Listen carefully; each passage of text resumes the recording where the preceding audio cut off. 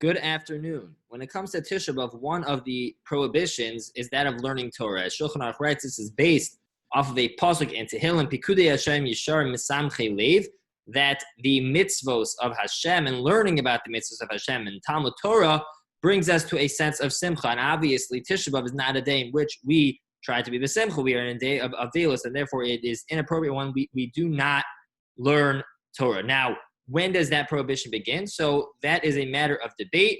There are some poskim who suggest that it applies, including Erev Tisha B'Av, including from midday and onward of Erev Tisha B'Av. That's the Ramon and others. However, the Magen Avraham as well. However, the Mishnah Berurah and Aruch HaShulchan argue, and they say no, that's it's not. Learning Torah is not a place for which we want to be machmir. And the prohibition begins only from Tisha B'Av itself. There is no prohibition on Erev Tisha B'Av. When it comes to what one may learn, so one is not allowed to learn, as we said, things which bring one to simcha, things which do not naturally bring us to simcha, such as halachas of avelos, right, or the stories, or the different gemaras about the churban themselves, the destruction of the Beis Hamikdash.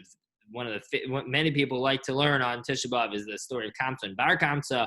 Hopefully don't like it too much, right? But that is a prevalent custom as well.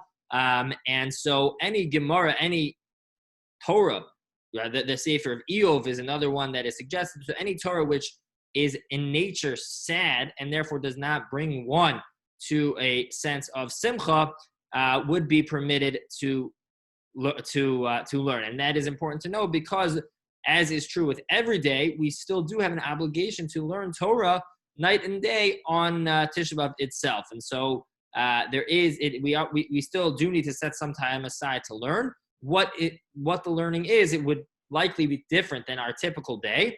And one should focus again on parts of Navi or Tanakh or the Gemara, which are less happy. Even within those halachos, let's say, for example, the halachos of Avelos, even within that, there is a debate as to whether one can learn it too far in depth. If one learns too far in depth, some say that even doing that would be problematic, right? The Mishnah Berurah writes that one should not do that because that itself will bring them b'simcha, even though the topic is sad. Going in depth to Torah in general brings one to simcha. On that same note, the Mishnah Berurah also writes that one should not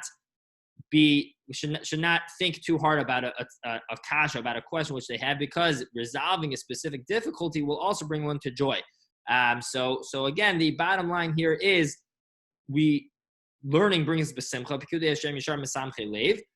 We still do have an obligation to learn every day, and therefore it's important to find the appropriate topics that one may learn.